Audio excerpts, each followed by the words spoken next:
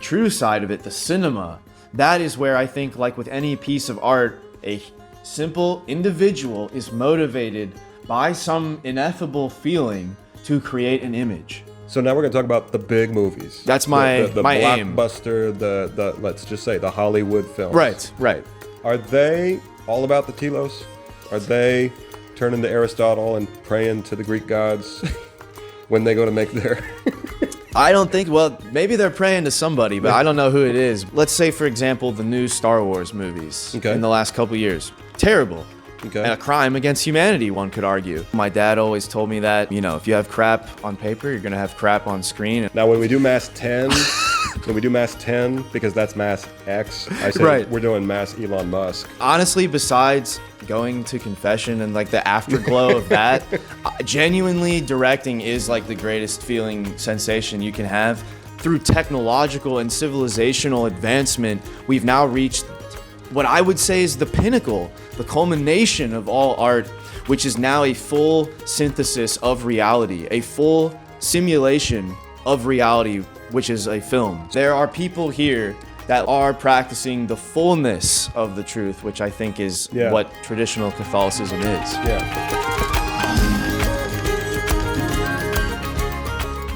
Welcome to the Singing, Dancing Catholic, where we talk about music, theater, dance, media, and performing arts from the Catholic perspective. I'm James Marck.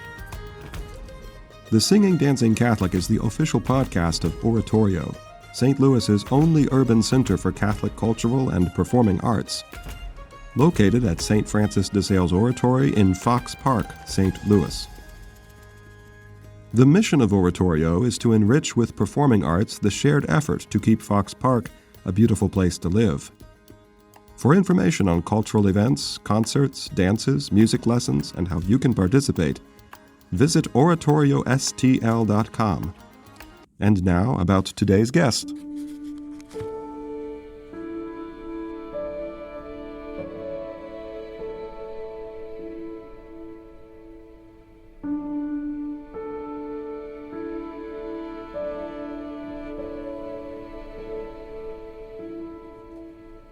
Today's guest is a writer, director, producer, storyboard artist, and co-founder of Kinomega Studios, a company of forerunners of cinematic authenticity and a poetic tradition going back to the days of Aristotle.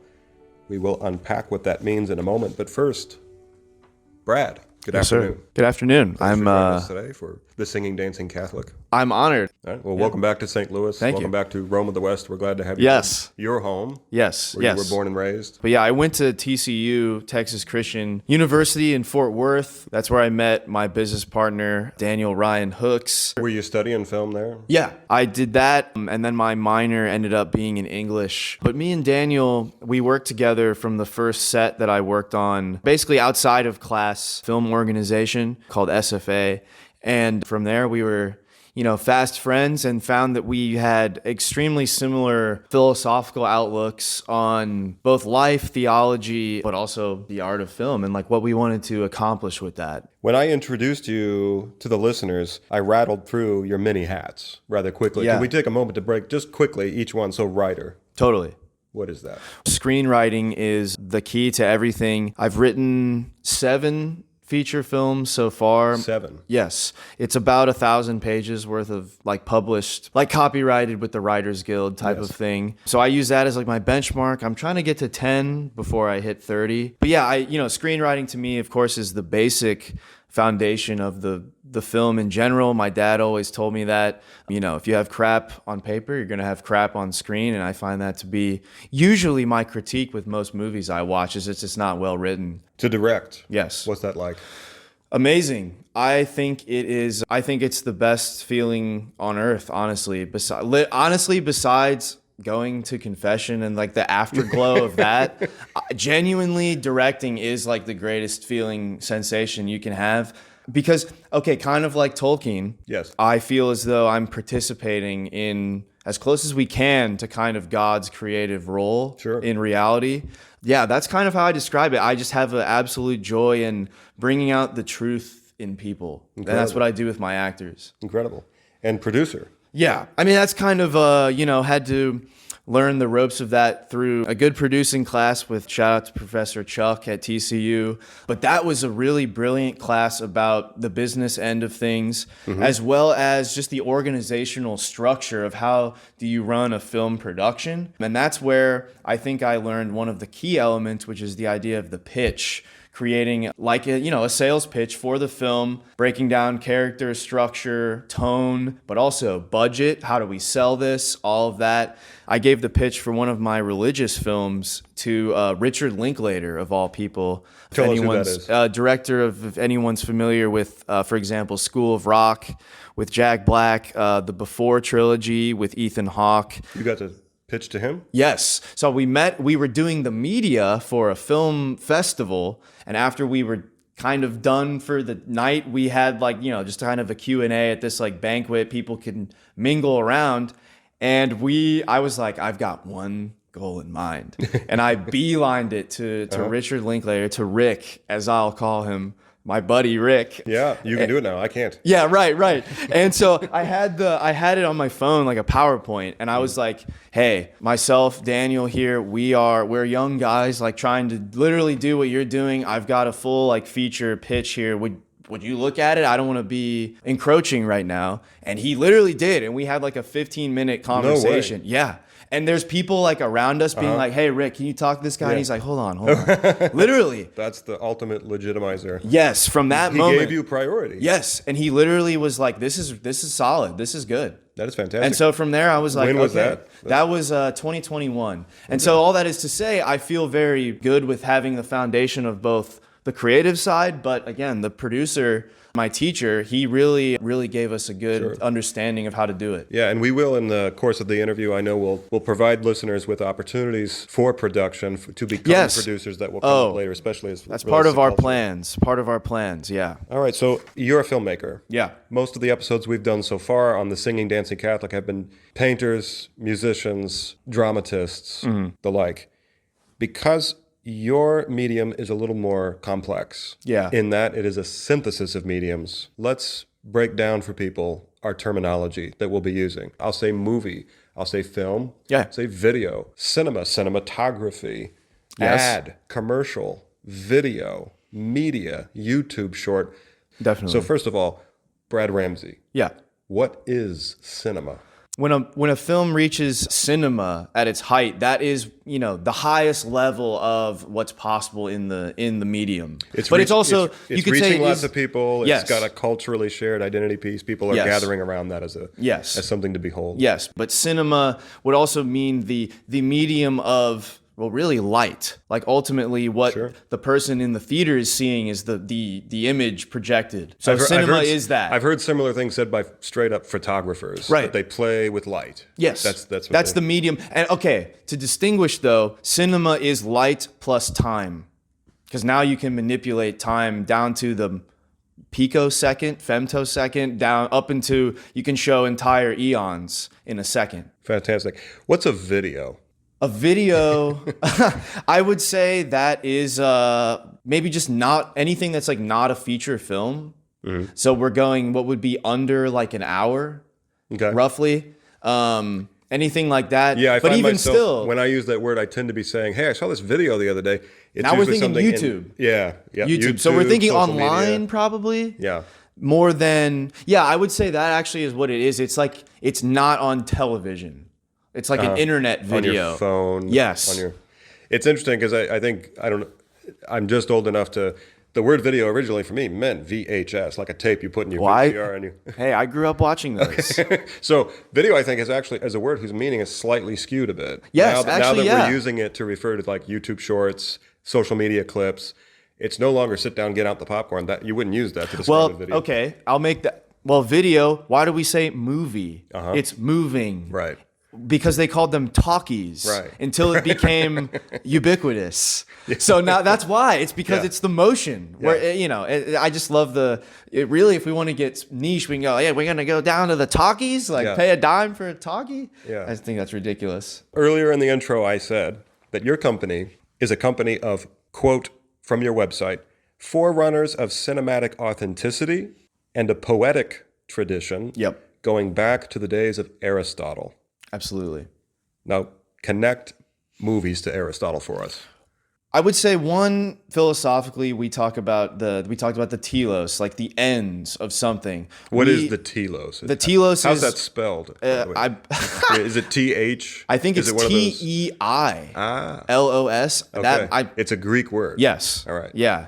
As opposed to something's like something's ontology, what it is, but something's telos, what is it for? Is kind of, I guess, how I'd say, or like, what are its ends? What are its ends? Yeah. All right. And so it was also through Aristotle that I read the Poetics. And if people are unfamiliar, that was his basically analysis of drama at the time. Mm-hmm. And in a way, I would say that at least in Western tradition, as to differentiate from something like kabuki theater in Japan or something, which I'm not even sure of how long that goes back. Yeah. But for us, I would say in the Western tradition, it begins and in the previous episode about theater, the gentleman whose name escapes me, he mentioned... We did 2 episodes about theater. The most recent one. Owen Brown and Nicholas Rao. With Nicholas. He mentioned the Agora, which is the public forum, the town. Here, Brad Ramsey is referring to an episode of The Singing Dancing Catholic recorded January 28, 2026. The episode was titled The Theater and the Town,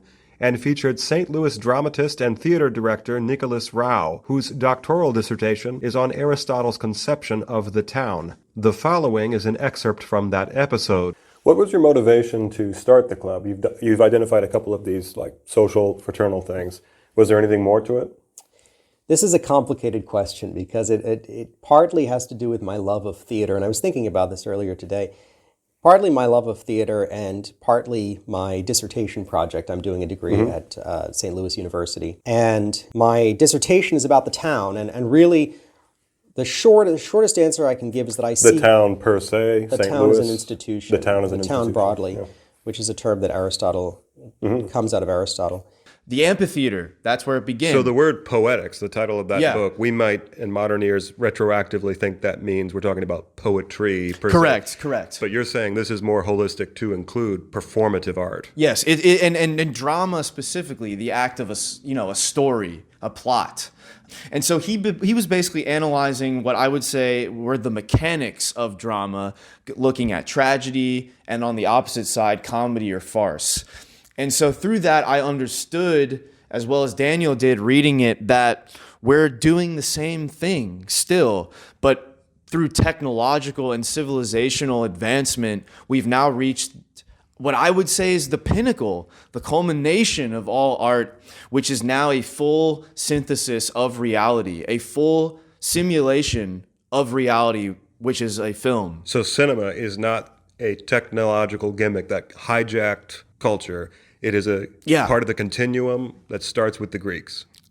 I think at its deepest level, yes. And I would even say, someone like Caravaggio, for example, who I would argue created cinematic lighting. It was essentially stage lighting, but like much of the cinematography of The Passion of the Christ. Absolutely. By Mel Gibson. Supposedly, I don't know how accurate this is, I've heard this, that he looked to Caravaggio's imagery to inspire how he was going to light. I could totally see that. Because his the one that always strikes me specifically is the Taking of Christ. You can literally almost see it with a slow motion type of movement. You can feel every movement. You can see the light reflecting off of specific objects. Like, it's so brilliant. So, but what is that? That's the visual side of the film. But without the drama, where's the plot? What are we watching? Yes. We have the space, but we don't have the time. There's nothing happening. Yes. So to sum up the first little bit of our interview here, cinema is the paramount of the medium. Correct. Films, videos, clips, these are things that are a little more recently developed. And subcategories. And subcategories, a little more recently developed, not quite at the same lofty level of presentation as the cinema, but that when it comes to your company, which is called Kinemega Studios, a Greek word, right? Or the combination of 2 Greek words. Yes. Is predicated on Aristotelian ideas, specifically the telos. Correct. The thing defined by its end, its terminus. Its meaning. Its meaning. Yes, because the best films I've ever seen, the best art I've ever seen, any medium, it moves me to tears as though it's like I'm living it or something. And like I would seek to impart that level of impact on people that other filmmakers and artists for thousands of years have done to me. Sure. So now that we've established here that film is an artistic medium, not merely a commercial commodity, Yes. let's unpack how it might impact souls, because these things you're describing, the Greeks, they weren't just concerned with the ability to control or manipulate the market through aesthetics and through gimmicks. They firmly believed, and it comes through even in their philosophy about music. Pythagoras in particular talks about the moral implications of music, the sounds you're listening discord. to. Yeah, exactly. So given that's the case, it sounds like we're getting into this domain about film as a potential, as a medium with impact on souls, not just emotions and sensations, but on a deeper level. So, well, yeah, it becomes intellectual. When we go to KinomegoStudios.com, which everyone is listening, you're encouraged to do. Yes, please. We'll see samples of your work, and these include a variety of categories of film. I just pulled a couple of out if you want to expound on each of these. So I see one on there that we have apparently used as a embedded web banner video for a website, for a men's haberdashery company. Yes. Its purpose is to, when the viewer, in this case the shopper, goes to the website and they take a look at a product up close, or they hover over it, I'm assuming there's some trigger that causes Exactly. it. The video is prompted to play, and it is a video of a man in a suit. The company, of course, is Uncommon Man. The Uncommon Man. That's right, because they are specifically this hyper-tailored, bespoke, handcrafted to specifically each wearer. So it imparts the care put into all of the fabrics, and also the vibe of wearing it though. Mm-hmm. The type of cool person that would be in the styles that they're doing, because personal style is important. And that's kind of the suaveness of the guy. Yes. But also I appreciated seeing the up close shot. In this case, they immediately seemed so beneficial to the viewer, because by doing that, you're giving them not just the holistic shot of the man, but the textile, exactly, the tactile encounter with the fabric, with the weave of both the jacket and the shirt and the tie, so that the person's not just passively watching this. They're getting a sense of what it would feel like, even if only by way of their computer screen, because it's for the website. Yeah, exactly. So in this case, walk that back to the telos. Right. So anything on any level is about, I'll use the colloquial vibe, right? Everything has a proper vibe, but what is that? It's a proper feeling, and thus, but still, that's the end. Like, your conclusion is the reaction to that, right? And so for them, it was, as you said, the emphasis was really about the quality of the materials, all of that, and they wanted to impart that visually. So from there, I just kind of walked it back, and because I think, because the closer you get to truth, and truth itself is Christ, the Logos, which is, perfect logic, order, whatever what have you. I think it became easy to figure these things out for me. And I know that maybe sounds weird or something, but it really was kind of like an afterthought. It's kind of like, oh, well, of course. Like, if that's what we want to show, then it just lends itself to logically follow. Yes, if the shopper was in the store, which, by the way, where is Uncommon Man? Oh, Do they have retail fronts? Yes, they have one a brick and mortar place that was near the SMU campus in Dallas. I think they either had renovations or they had to move, but still check out their website. I love those guys. Well, I bring it up to say, if I was there, if I was the shopper, and I had the luxury and the privilege of being able to go to Texas to go into their store, what would I do? I wouldn't just stand in from it. I would go up to the fabrics. I would pick it up. I would look closely at it. I would feel it with my hand. I would try it on. I would look in the mirror. Yeah, their hand measuring you. Your video, by way of analog in a way, captures all those key things about the in-person experience and makes it available to somebody at great distance. Exactly. It sounds like, in this case, the end, or the telos, was not just, we're looking to make money here. We're trying to sell suits. But we are trying to sell suits. We are trying to persuade. You could have made a video where the guy's just walking down the street and it says the prices and it says the address and how to get it. But you chose to make it tactile. Absolutely. You chose to make it experiential. An actual aura is absorbed. That just as the person's looking on the website, they're getting way more than just the information about the sale. They're this close to feeling the suit. It's the feel. Feel. Another, by contrast, a different subject matter, but another video you made a commercial for Atico Yes. Bar. Now, where Yes. is Atico located, and what kind of food is that again? So Atico is that is a Spanish tapas place. Tapas, okay. Yes, and it's in the stockyards of Fort Worth. You know, that's a cobblestone like 1800s place where they did the cattle drives. But it's a really nice restaurant, and they focus on, as you know, you're gonna show, like they focus on the experience of having the open kitchen, super fresh ingredients, many, you know, like imported from the Mediterranean region. They wanted that specific flair of the authenticity of the food. If anybody listening right now is a restaurant owner, you need to contact Brad Ramsey. Thank you, bro. And Kinemago Studios, and hire them to make your restaurant commercial, because I watched that, and much like the Uncommon Man promo, where I feel like I could feel the weave of the fabric. The restaurant video, you made me feel not only like I was in the restaurant, but I could almost predict and sensed emotionally the social scene that would have filled it. The kind of people who are going to go there. I could tell they were going to be fun people. I could tell they were going to be people who are enjoyable to talk to hang out with, a place to hang out for that reason. Yes, exactly. But also, I just asked right now, what kind of food is it? Right. But it's like, no, I could tell by the way it was filmed, like this has got to be something either Latin or Caribbean or something. And your film did that. So thank you. Again, far more than just informative, these quote unquote ads, which they are ads, functionally. Of course. That's the telos, that's the purpose. Right. But you are using every facet available to you of the medium of filmmaking to optimize a holistic experience. Absolutely. Not just loudspeaker, the key points, the who, what, where, why, when. Yeah. Well, and it shows too for the customer. It shows that, I mean, there's an ethos there to that, where even the clients themselves, it shows they're putting in the care, that they're proud enough to like, no, we're making a good production to show high quality products. So I think it works in I would guess sort of just a positive like feedback loop. It's all about the most credibility one can show, the highest quality. Really it, to vouch for the product, at least in a if we're talking on the advertising side. So again, we're currently talking, for our listeners, we're talking about Kinemago Studios. Yes. I'll say that again slowly because it is Greek. Let's go ahead and so they have a visual of how it's even looks. Yes, Kino Mega. Kino Mega. Yes. And Kino is? So Kino is the German meaning of film. And it also has a Greek meaning? Kinetic. Kinetic. And then Mega. Mega is just the best, big.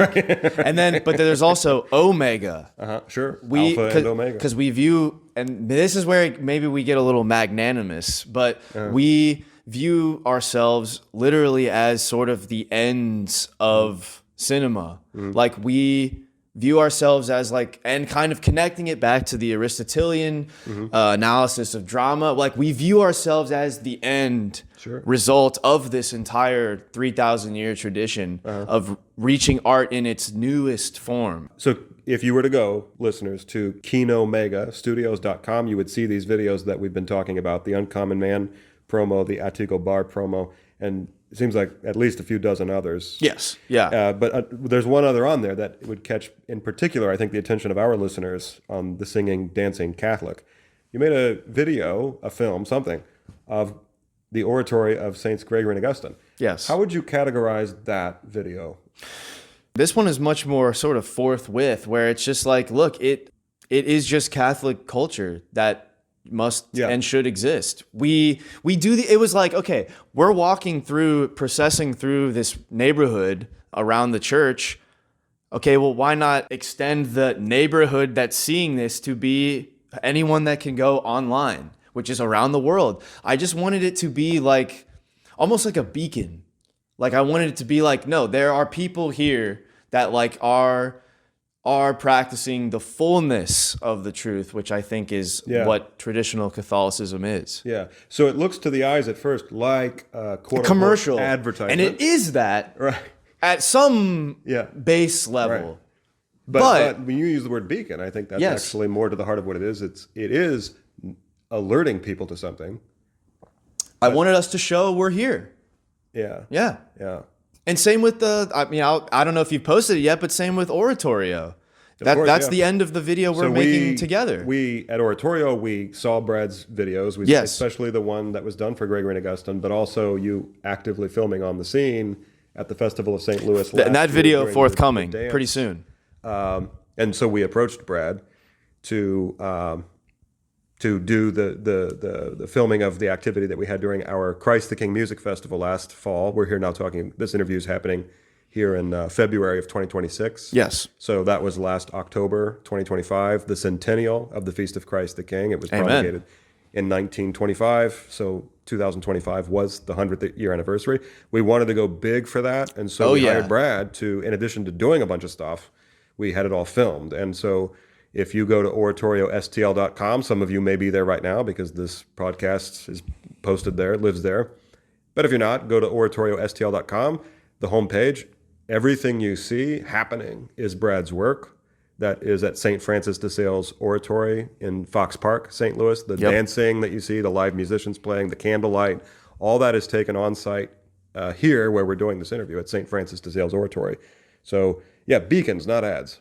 Absolutely. Yes. Right. Yes. Okay. Because that's how we ended up using that video you made. You and I talked. We went around about what the purpose would be, and I was kind of like, well, we could use it for many things. It's evergreen, so we could kind of use it for many things.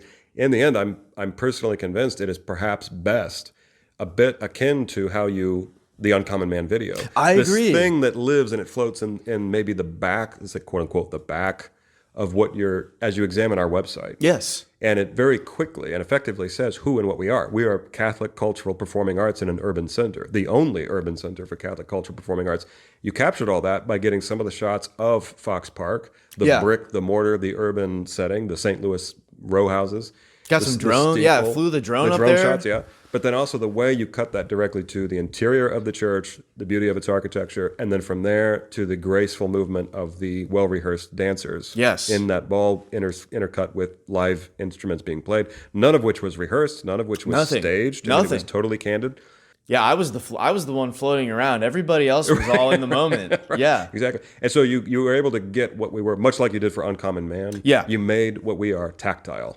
Yeah. So that is definitely, it's a beacon, it's an evergreen, it's a video, but I think it counts as cinema, even if it didn't come to a theater. Yeah. Well, I mean, ultimately, it's in the medium. Yeah. Yeah. So when we talk about mediums, we talk about artistic mediums. Yeah. Like it's like music. If you were to ask me, I would say, there's these different roles that we have. You have the conductor, you have the performer. Then within performers, you have the different instruments, the violins, the violas. And if we talk about visual arts, there's the different steps. The stretching of the canvas, the selecting of the oils, the brushes that are chosen for any given thing. So there's these different technical aspects. Film breaks down, I'm just going to list what, as a layman, I think it breaks down to, and tell me what I've missed, and tell me what maybe doesn't belong there. Okay. So when you say to me film, I think crew. Yeah. I think script. Yeah. Camera. Yeah. Light. Sound. But by necessity, microphones. Color. Subject matter. Editing and acting. Yeah. All right. Okay. Each one can, I would say, be broken down into which stage of the production we're at, because you have pre-production, principal photography, and then post-production. So pre-production is, that's where I start also as the writer. That's kind of literally the only solitary part, actually, is just the writer, unless the writer and director are two different people. Then you start getting some communication. I want to be both, what would be called the auteur theory, where it's sort of the work in its ends is the work of a sole author. Right. That word auteur, that's a French variation of the word author? Yes. Right. Okay. Yes. We were taught about, that's like one way a movie could be made. I'm just using that because that's how I've been orienting myself and Daniel's company. Yeah. So that's pre-production, and then you start bringing in, your production heads. So you have, of course, production designer. You have your first assistant director, who's kind of running the day-by-day schedule. They're breaking down sort of in what order we want to shoot everything, what location. So they're doing everything like that with the production coordinator, who's then, taking that and sort of executing. And then I would have the first assistant director. They're like next to the director, obviously, kind of keeping them on to the schedule, getting everything organized, sort of a second brain. But then, you need all the artists actually on set once we get there. But again, I guess another part of pre-production too is, of course, we got to hire our actors, and I'm heavy on rehearsals. Yeah. because I think leaving improvisation, like that needs to be left for on set. And it's like, well, we need to have the script down to a science Right. to have the safety to play around. Sure, right. And I'm sure you know that with music. Like Sure. we got to know it exact till somebody improvs a note or something. Like, no. Sure. So then, of course, I would say you also need all the production people, to set designers, and that, you know, those people can be laymen when it comes to the arts, but we need, Which you know, like just simple craftsmen, people building the sets, people doing the electric work, all running all the wiring, keeping everything powered. Like, it takes people that would not necessarily consider themselves artistic, but it's a bringing together of so many practical skills. It seems to me that the social scene of these people, between live stage plays and filmmaking, tend to be different or distinct populations. Yeah. Why do you think that is? What about what's going on in the filmmaking process makes that a different niche of person? I think to myself of like theater people. When I hear that word or use that word, I'm thinking of like the community theater people, and they were all campy, A little flamboyant, you could say. Yeah. And but filmmakers, I've noticed, tend to be tech heads almost, compared to very much invested in their own personal continued education in technology. Yeah, it's necessity, I think. Yeah. Absolutely. Because, well, for me, it's, okay, I'll go to a really good indie filmmaker, Robert Rodriguez, who works with Quentin Tarantino a lot. But he talks about how his whole thing was he had to be like a one-man like powerhouse. Like, you know, if you're a director, right, and you've got a good eye and like you've got a good like story thing, okay, that's good. But if you know how to make the movie at every step, well, now you don't need anyone else. You can make your own movie. At the end of the day, you know, if I get a budget of 10 million or something, like, or even just $1 million or something, I can actually sit and have people properly delegated. And I consider it kind of like I would call it like an army. It's like my army. And I think the German expressionist director Karl Theodor Dreyer, he said a quote of something like on the set he feels like a dictator, like it's his like grand like army that he's like, they're going into battle. And that's how I kind of see it. Like but that with the military, like you need the absolute trust that when I give you like the order, you can execute it perfectly. You know what I'm thinking. So respect. You still need respect. And skill, though. Yes. Like, but that, like this, the respect that comes from knowing that you have the skill. You have the skill, and we sync. Like, you get what I'm saying. You So get the style. A skill-based respect. Yes. That then qualifies the director to be like a general. Yes. Exactly. So in that case, not so much a dictator, but Right. like a general. Yeah. More general. Like I think like a general who's earned the respect of his men. So you hear this sentiment about like World War II and everything. They would follow him into the gates of hell. Yes. That's more what you have to achieve. It sounds like you're saying 100%. as a director. 100%. We've talked about these roles. We've just identified these distinct roles: director, producer, writer, actor. How about a role we haven't talked about yet, and that sometimes gets forgotten? The viewer. Okay. Let's talk about that. So Huge. when we digest or receive opera, there's a couple ways to do it. We can go to the Met, we can go to a theater, and we can see Wagner performed live with orchestra. Or we can also today sit on our couch, pull out a phone, put on over-ear headphones, put on footy pajamas, pour a glass of wine, and listen to it in total comfortable seclusion. Yeah, isolation. Film, movies, these are things that it's gone through different stages of how it's received. And back in the day when it was always the theater system, the exhibitionist sort of approach where to see a movie meant getting in the car, going. It was an event. And it was an event that was adorned with all this extra accoutrement like popcorn and candy. You'd probably go as a group, not just by yourself. Yeah, so it's like it's a social event as well. We can't hear spoilers. Like you gotta, Right. Yeah. And now we've got the streaming option, which is to say it's brought home to us. Correct. It's possible for us to receive film in total isolation in our socks. The following is another clip from the January 28th interview with Nicholas Rao. Entertainment, like most things in our society, has become domesticated. If you think of groceries being brought to your door, theater has been brought to our door, music has been brought to our door. Most people who want to be entertained are going to be entertained through very passive, home-brought media. What, in Brad Ramsey's opinion, Yeah. is the best way to experience a film? And I realize it depends on what kind of a film we're talking. Exactly. Let's start with the feature film, because that's what I think most of our listeners, myself included, I mean, in the layman here, we think about the word movie. We think about a franchise. We think about The Godfather. We think Star about Wars. Star Wars, yeah. Yeah. So what's the best way to watch a feature? Like that? Okay, yeah, you got to be in a theater. You got to be in a theater. Unless you have a home theater. Like as close, and that's what I've been working towards in my own home, is like getting as close as I can to that. Home theater. But you have to go, and I'm going to say shout out to the Alamo Draft House. That's where you got to go, because they will kick people out if you pull out your phone or you talk. The Alamo Draft House and the Foundry. But that is the key to my point, is because you need silence and you need the darkness. Like, you can't have any distractions, and you can't be talking like, at the normal level we're talking now. Sure. So it's not like vaudeville theater where the whole idea is to socialize while it's going on. Where it's a raucous, like, no. This is, you need silence, you need concentration.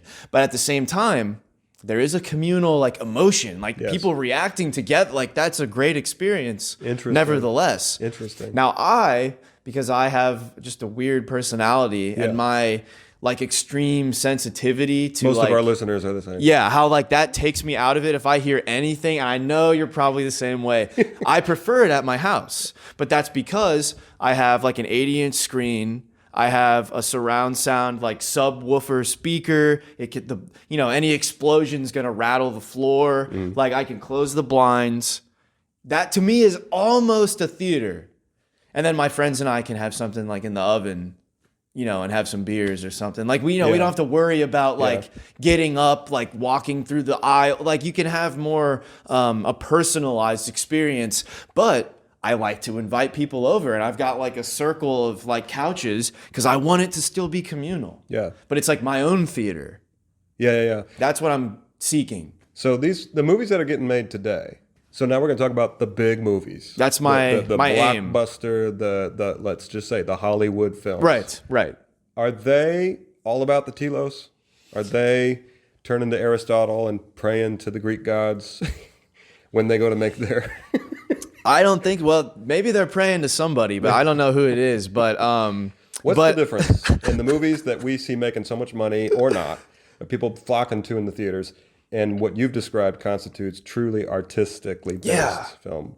What's guiding their science? It's the ends of filling the most seats. It's the most. It's butts and seats, right? Because therefore, if your end is profit, then it has to aim for numbers, and therefore you have to aim for lowest common denominator. I think it removes it from the point of art at all. Like, it's a person's expression of something, a truth. Primarily, or in its perfect end. So it becomes like it's not even, people say it's like made by committee, or it's like, it's slop. It's just like just a mixed up assortment of junk. Like, it's not personable. It has no ends. It has no direction. It has no meaning. Or its end is simply profit. Or the end is like, exactly. But how does that affect what you've just said could be said about any number of industries today. Exactly. How does it affect the actual art of it? How does it affect the final product? When we go to see that movie, we might actually be entertained still. True. There's still something speaking to us, even if the end for its production is finance. Yeah. What about its making is affected by that end? Okay, I think, that's where you get into why they become these like corporate products. Even there are, let's say, for example, the new Star Wars movies in the last couple of years. Terrible. Okay. And a crime against humanity, one could argue. A crime against art, certainly. But that's not to say that there aren't really, really good artists working on them. Because I would still argue those movies have amazing cinematography work by a guy named Dan Mindel. Mindel? Yeah, name came to my mind. He's really good. But also all the people, making the 3D prosthetics for the actors to be different aliens, and the CGI is really good. So those are people making the programs. So all the mechanics and the roles that we talked about earlier. Yeah. These people, the directors, the producers, the writers, and even what you said about the camera, the light, the sound, tactile. It's all still being dispatched. It's all still employed. But the soul gone. So where in the process is the soul robbed? If all that stuff's still at work, it's the writing. The writing. Yeah, it's concept. Totally. And where in the concept? Well, it's just the telos, the ends. Why are we telling this? What does it mean? I'll take Star Wars. Like, what the first 6 are George Lucas's story. It's about. I mean, that's a whole podcast of what Star Wars is about. But clearly, that'll be part 3 of this. Yeah, exactly. Sorry, it'll be episode 3. The Revenge of the Sith of this. Yeah, seriously. But like, they didn't even. We have people who listen here who go to the Latin Mass, and the Gregorian chant masses are numbered by Roman numerals. Yeah. We have Mass 1, Mass 2, Mass 3, Roman numerals, and I always, as the music director here at DeSales, I'll get asked by the sacristan and the general manager, which Mass are we singing today? And I've developed a whole secret code for all of them based on the Star Wars movie. So it's like, we're doing Mass Attack of the Clones today. We're doing Mass Revenge of the Sith. Now, when we do Mass 10, because that's Mass X, I say we're doing Mass Elon Musk. Okay. But is there a 10th Star Wars? Musk? There wasn't a 10th Rocky, so no. Okay, I mean the 10th Star Wars is like technically, it's all like the books. You'd have to bring in some of the old books. Is that called the expanded universe? Yeah, that's where they'd have to get that from. But like even then, so the new movies, like they did not care clearly about what was the meaning of George's work, and same with Lord of the Rings. Like, you think it was more like, how can we milk this? Exactly, it becomes an IP. It becomes, as you said, the franchise, or Lord of the Rings. So Amazon did the same thing. Here's a question: their franchises. Let's say we've identified, okay, it's in the concept. They're just trying to make money, but I feel like it's since Gen X onward. That's inclusive of all 3 of these: Gen X, Gen Y, Gen Z. Onward, at mixers and cocktail parties. As they're floating the room, as they're talking, both people they know and people they don't know, and you're talking to somebody from one of these generations, you may connect intellectually, probably first on things like politics, sports teams, and even religion. Like around here, if we threw a party on the oratory campus, everybody would, let's say it was homogenous, it was a lot of traditional Catholics. Yeah, they'd talk a lot about the Mass, and so they would connect on that. Yes, whether or not they're actually enjoying themselves is a different question, though. They're just connecting because they know that this is a code that they can communicate to each other to keep a conversation going. Oh, that's such a good point. When we connect deeper, though, and I think this is true increasingly of each of the generations since Gen X, when we really connect, and by that I mean, let's say a little more emotionally, we get a visceral response to the connection that's happening. Yes. It doesn't really happen until the discovery of a shared love of that one episode of Seinfeld, The Office, Downton Abbey, Star Wars, Lord of the Rings. Even just before we did this, I was talking to a coworker, and they made a reference to a show in order to make a point they were making in a broader, more social sense. Yes! They were trying to make a point about something cultural, and they said, well, have you seen The Office? And I was like, yeah, I've seen The Office. Yeah. And it's like, that's how we established what we were talking about. Crazy. Yeah. So these products, almost all of them, franchises, are providing social currency and a binding agent for the culture today, such that people are connecting over them. It provides an identity piece. When we, as bad as these, let's say these Star Wars movies are, there are still people who were going to the movies dressed as the characters. Of course. And I know there's people out there that are naming their kids after the characters. Yeah. I saw on Wikipedia that Jediism is an official religion, I think, in the state of Texas. Yes. Oh, my gosh. Let's say they're franchises. Let's say it's all about the money. Nevertheless, look how much culture has been shaped by it. Yes. The question there is it just shrewd commercialism that has elevated film to the dignity of a shared cultural experience? Or is there something inherent in the medium, even that used by the franchisers? Yeah. That is the art of filmmaking that not only puts butts in seats, but resonates emotions, stimulates imagination, and even competes with worship to the zeal of souls. Yes. Well, okay. 2 things. I think, of course, that connects back to the beginning, where this is at the foundation of Western civilization, is drama or storytelling. I would say it's literally in every civilization is some kind of dance or like people with masks doing something. That's why it's so important for us to get dancing happening here at Oratorio, by the way. Indeed. And why we wanted you to film it. But indeed. No, absolutely. Literally. It's a civilizational piece, not just an idiom. Yes. We as human beings have to do these communal things. I mean, why I don't think that is a question is really, it's a higher order question that's not for us. But I think it's just simply necessary for life. Like for me, why I feel so impacted when I see the greatest level of films is I realize like I'm not alone in my thoughts. Like someone has felt something, expressed something that I have felt or I'm dealing with right now. There's this level of like, we can't be alone. I mean, God said man can't be alone. He's even said it's not good for man to be alone. So it's like, clearly we're not meant to fully be isolated, like in a weird ascetic existence. Historically, it looks like film progressed from you had to go to the theater. Right. Now more and more you have that plus the ability Yeah, to the not home technology has gotten better Yeah. for projection. Yeah. Yeah. Well, it's an Say- inherently technological medium. It's technological medium that when we're talking now about the impact on souls, Yeah. or even the ability to compete with religion for it. This is something that harkens back to the composer, the musical composer of the 19th century, Richard Wagner. So Wagner was more than just an opera composer. He influenced the architecture of the opera houses, and the content was always big, go big or go home. It was these big, usually Nordic myths. These cultural expressions. Huge cultural expressions, and that had enormous impact on Europe. He's more or less attributed to, if not himself claiming to have invented this concept of an all-encompassing art form, which earlier you mentioned, that's essentially what film is now, a synthesis of the mediums. Gesamtkunstwerk, that's all one word. Gesamtkunstwerk, that means all-encompassing art form. And it's more or less just the synthesis of all the mediums, the architecture, the visual, the music, even language. Because it's opera, it's textual. It's not just melodies that you're hearing. You're hearing stories. You mentioned stories. Right. Also, its scales and proportions are glacial. They're absolutely massive. They're cosmic in nature. Yes. Well, what does this sound like? Sounds like a movie, of course. Yeah. Sounds like an epic, George Lucas or Spielberg. Lord of the Rings, yeah. It also sounds like the Mass according to the Roman Missal of 1962 when the music is present. Yes. The difference being what? The reality of it. The truth. Yeah. We have, with opera, with Wagner's opera, we have the depiction of fantasy. Yeah. Enthralling, tactile, engaging, but ultimately the story of one's imagination. In the Mass, all the same mediums, architecture, visual, music, language, and yet what's being, quote, depicted is the truth with an uppercase T. Yes.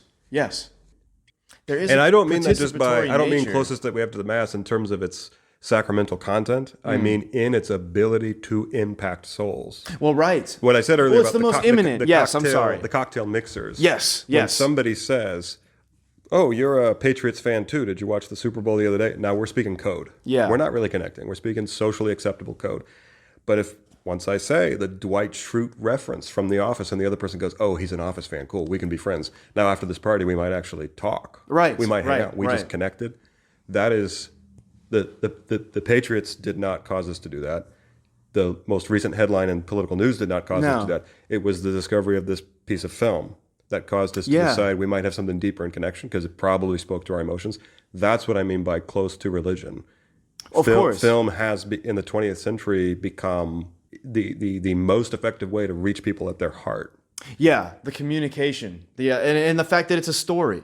As we were saying, like Tolkien talking about how the creation of art at all, but especially with something more dramatic where you're controlling a story and more of a world, is as close as you can get to the creative power of God at all. So very close to the creative power of God, once used for evil, is apocalyptic. Because once established to be the most effective, portable, accessible, available means of being impacted to your core, Right. once that's no longer virtuous. Correct. Okay. Well, we see everyone now, they just believe what the TV people say because they're talking out of the glowing box type of thing. And it's like, yeah, that means nothing. So what? But it's the most alluring. Right. So what kind of, this sounds to me like an opportunity. We could go on and on about, but I feel like enough podcasters have already talked about the effect of the corrupt elements of Hollywood films. Yeah. We don't need to go, or even pornography. Of course. That's already been discussed. Inherently So bad. What is the opportunity here if it is so impactful? It sounds like, you're a Catholic filmmaker. Yeah. My guess is we need more people like Brad Ramsey. Yeah, maybe. But if we go back to those roles, writers, Right. directors, Right. Storyboard artists, cameramen, I'm thinking we need more producers. Yes. Producers like Brad Ramsey. You spoke about the production element, and you said you appreciated that you got it to give you that perspective. Yeah, right. That you're more on the art side, but you got the production side. Let's talk about producers. Yeah. Okay, let's revisit it. What exactly is the role of the producer? And so people don't conflate director with producer. Yes. So the director is actually on the ground, on the set. They are in charge of the artistic side of the film, all of the artistic choices. Now, that's not to say the producer can't be. I think that's more of just kind of depends on the person. But, you can go much more on just the financial side, being the investor into the project. But again, you can also go to the side that they're the producers that are still almost like the representatives of the people financing, in a typical sense, a studio rather than individual investors. But those people are almost the sort of liaison between the money and the actual crew members on the ground that are doing the filming, So it sounds like any green light to proceed with production starts with that relationship. Certainly. And that, because you said it's also someone in the middle. They may not be the money, they're just the connection or the liaison. Often, yeah. They could also be in that intercessory role, pitches. Right. Persuading the funder. Exactly. That the heart and soul of the art that's being proposed is worth their investment. Precisely. Is that something, where do these people come from? Who are they today? Yeah, I'm trying to figure it out because that's been my whole it sounds quest. Like a big need. Yes. That needs filled. Like there's on every level, every artistic level in we need terms more of Catholic context. Catholic producers. Yes. Yeah. On both your side, music, unlike a movie, putting on cultural events, single instantiations, let's say. Sure. Celebrations. But we also need, as we talked about before, how the church kind of had the run of the game of aesthetics, like the entire aesthetic design. And here you talk about the medieval, the Renaissance. Of even Baroque. before that, the whole development of Western culture, from aesthetic to theological, philosophical, literally what have you, is because of the Catholic Church. I think that needs to return.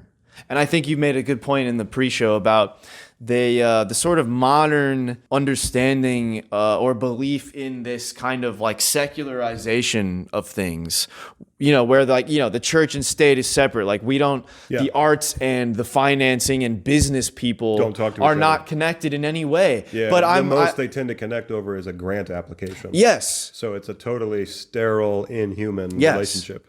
Yes, but I mean, that's been my goal, and maybe, I don't think so. My hunch is no, but maybe I've made this type of person up and they don't exist. But I know that there have to be people out there, I mean, just for economic circumstances, they'd have to be older generations of Catholics that hopefully have seen the culture decline. And they want to see a change. And they can be literally the exact people to put their finger back on the pulse. Yeah, it's of course, we know they exist because they do actually become vocal from time to time. Sure. We hear both social media. Yeah, you were telling me with content. and in your stuff talking about the organizational structure here, all kinds of different things. Well, there's an awareness. Sure. Culture is undefined, to say the least. One of our other guests, Owen Brown, with the Bread and Wine Theater Company, identified an underrepresentation of Christians in the arts. The following is an excerpt from the interview with Owen Brown, recorded January 27th, 2026. Art should be a field that Christians are more actively engaged in than they are in a lot of fields.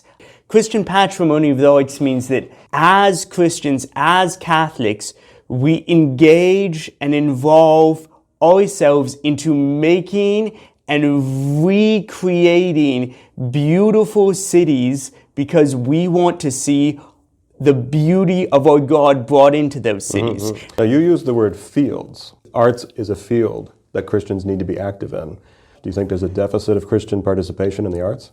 I would say yes. You get a number of things that have caused this. There's a lot of Christians that say, there's a lot of bad messages in the arts, so we'll just disconnect ourselves. Or another thing that Christians sometimes do is we'll just make art that's only for Christians. So if we're going to do paintings that specifically have Jesus, or we're going to do a song that is a worship song, we'll do that. Or if it's a movie that's about specifically Jesus, we'll do that. But if we're doing like a movie about puppies or a movie about, divorce and recovery from that, or whatever it is, we can't do that because, we'll just leave that to the secular culture. Now, that's not true of all industries. There are some areas of activity in society today. We have a huge representation of Catholics. Look at the pro-life movement. Of course. Okay, Coalition Life, Missouri Right to Life. Any number of these, all states have their equivalents of these things. Well, and of course, just charitable action worldwide. Charitable action. So it's not like Christians and Catholics in particular don't have a seat at the table of certain things. Yeah. But the arts, which you just described, were like their earmark for centuries, has become the afterthought. Yeah. And somewhere along the line, Christianity appears to have said, art's cool, but time to move on to other things. Yeah. But the art didn't disappear. It continued under the proprietorship of others. And so which tells us back to what we said about the mediums are all there. The artists are all there. Even when you were describing Star Wars, the people making the costumes, they're all still talented people that are still working, they're still applying. But that even makes it all the more wasted. Now it's on something bad, not even it's like, Right. You're still doing good work, but if it's ultimately, everyone forgets it. It's ultimately like meaningless. So if we're looking to improve that, it sounds like it doesn't necessarily start with getting a better storyboard writer. It doesn't necessarily start with getting a better cameraman. You're saying it starts with getting the producer. Yes, it starts with, again, people like myself who are generating the ideas that have to be made or nothing happens anyway. And then you need the producer, the what was the word? The patron.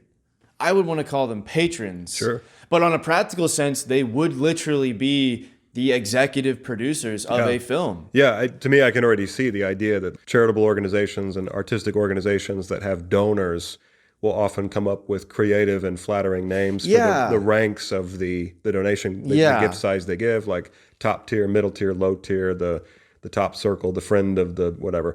And in this case, it's not just a lofty title, it's a real function. To be executive producer is to be the top patron. Yes, 100%. That harkens to a very traditional concept personified in the legacy of the Medici, the merchants of Florence, who funded so much of the art that was produced in the Italian Renaissance. They were not themselves artists, they were merchants, but they had the resources and the capital to get people like Michelangelo funded. Yeah. To use our modern language. Yes. But we wouldn't have a Sistine Chapel today if we didn't have that. So well, it's when those people, just because you're a merchant, what does that mean? You can't like beauty? So, all right. So that sounds like our call to action here. Somebody listening to this podcast now will be the next Catholic executive producer of a Kinomega Studios full-length feature. That would be awesome because How can they get in touch with you? Well, definitely our website, KinomegaStudios.com, and definitely the Instagram because we're posting our work there. I put my screenplays onto the website, and because some of them in the actual goal before and while I was even writing, they're meant to be in St. Louis. They're meant to be speaking to a very underrepresented, massive group of the population. And even if they're not, let's say that's wonderful. We need those producers. But besides that, too, there's other roles that people can fill coming into film. It's an army, like we said. And you're in need of soldiers for that army. So what are some other roles what other opportunities for people? Okay, well, obviously cast. Yeah, obviously casting. And I think people are silly to write off being an extra. I think being the people that populate the believable world wherever we're in is just as important. I think that's it could key. be their first time ever being on exactly. a set. Yeah, exactly. But just you have to walk 10 feet to the right. Yeah. Everyone can do it. It's not a big deal. If somebody wants to be in one of your films, either as crew or cast or extra, is it the same thing? Go to KenomegaStudios.com? Yeah. I would say, I mean, because I know a lot of people have, put all their personal work on social media. So, if you're on there, definitely send us a DM on Instagram. Like, that's open. And we, a lot of people put, their real material and stuff on their accounts, which would be perfect for us to see. Or send an email through the website. And is it fair to say that the kind of people you're looking for, whether it's to fill a crew role or a cast role or a producer role, care about seeing a change in the pattern of film today? Yeah, it's more about that, because the skills can be taught. The step by step, the step by step of the filmmaking process can be taught. But I've always been seeking, and I think I've built a pretty good team of such people that I really trust and really get me and what Daniel want to do as our goal, which is, of course, make these feature films that reach a spiritual, transcendent level. Tell us about your upcoming, your next most imminent production.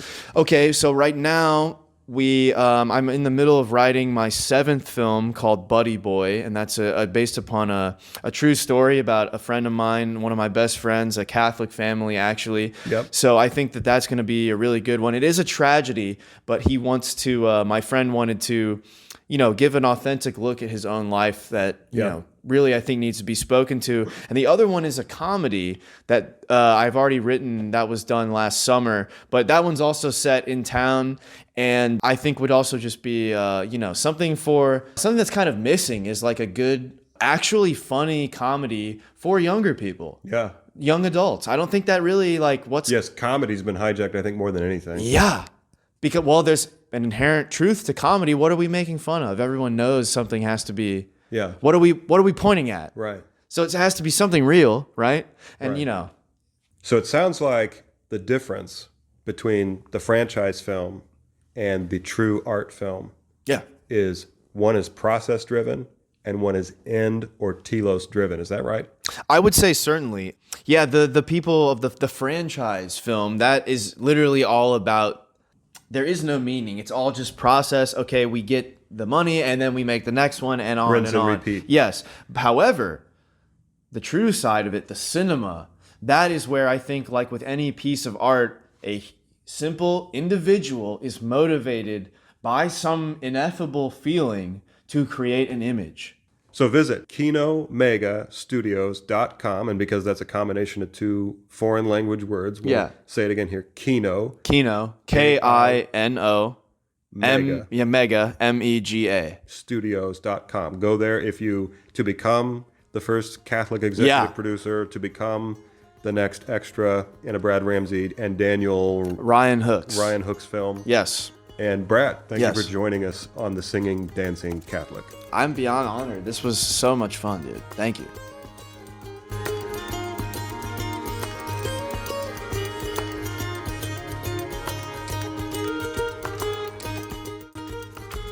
The mission of Oratorio is to enrich with music the shared effort to keep Fox Park a beautiful place to live.